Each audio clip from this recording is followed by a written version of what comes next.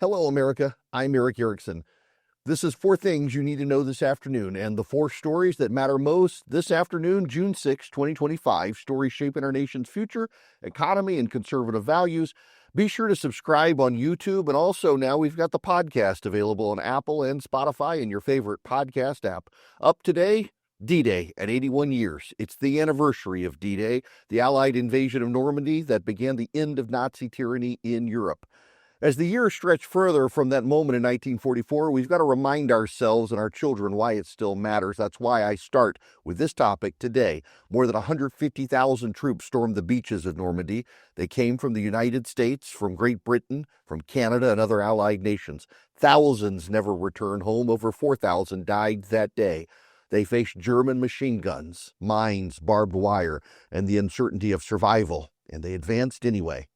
This wasn't just a military operation. It was the last gasp of moral clarity in the 20th century when young men risked everything, not for territory, but for liberty.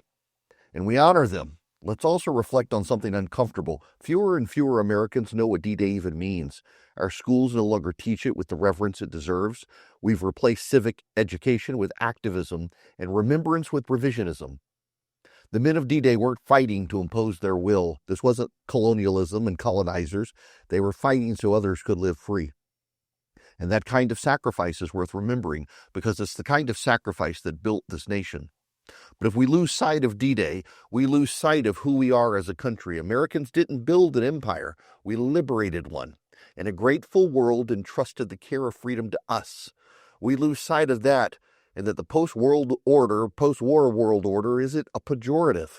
It's an implicit acknowledgement of the moral clarity and goodness of the United States. We will lose what we gained through the sacrifices of the brave men and boys who stormed the beaches 81 years ago today if we forget that. Up next, the jobs report, and it's a mixed message. Today's May jobs numbers came in stronger than expected. The U.S. economy added 139,000 jobs, beating forecasts and suggesting some resilience despite high interest rates. Unemployment held at 4.2%. Wages grew. All this complicates things for the Federal Reserve. Here's what this means for you. The Biden inflationary surge may be easing, but it hasn't disappeared. And while job growth is good on the surface, the type of jobs matter. Are they full-time? Do they support families? Or are they part-time service jobs that mask underlying weakness? It's a little bit of all the above. Companies are still hiring, but they're also trimming margins.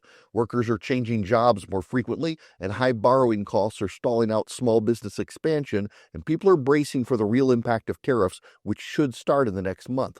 Likewise, jobs numbers of the last 2 months were revised downward. Meanwhile, Jerome Powell and the Fed remain cautious. They're looking for a reason to cut rates, but they've been scared of reigniting inflation, and they've got to deal with the fallout of tariffs.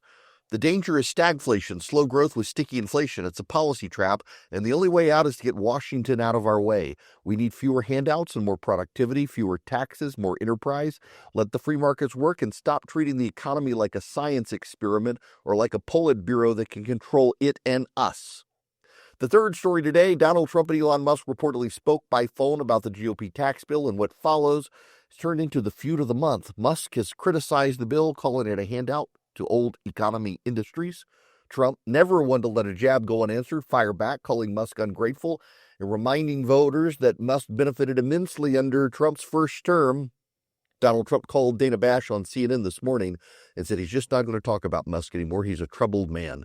This isn't about a billionaire drama, though. It's about the future of the Republican coalition.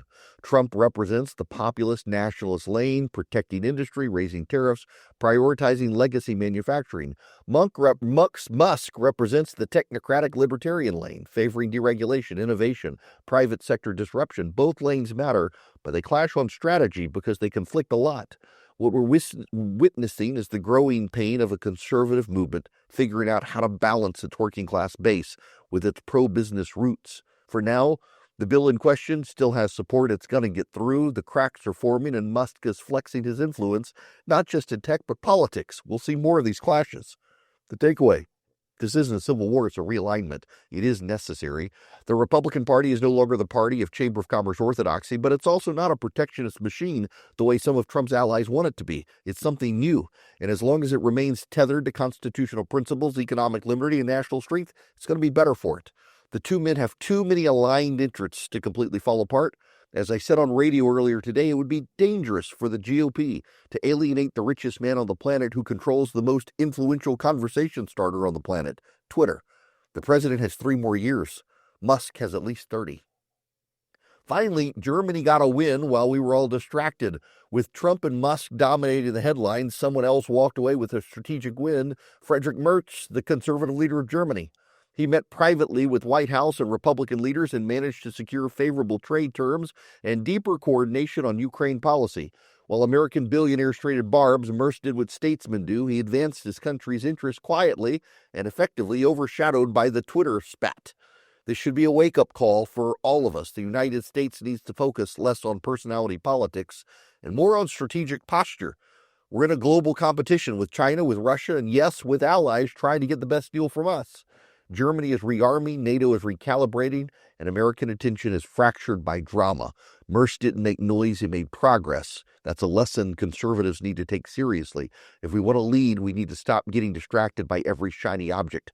Policy matters, process matters, and power, real power, is earned through clarity, not celebrity. Now, in conclusion, we've had a busy day. It is D-Day's 81st anniversary. We've got good economic numbers. We've got good jobs numbers. The job report remains strong, but the structure is weak. Elon Musk and Donald Trump are sparring, but it reflects broader conservative realignment, and the realignment is healthy. It's necessary. It's overdue. And while the headlines swirled, Germany's chancellor got real results in Washington. Let's stop chasing drama and start focusing on substance. That's what matters. These are the 4 things you need to know this afternoon. I'm Eric Erickson. Stay grounded, stay informed, and please, as always, keep the faith.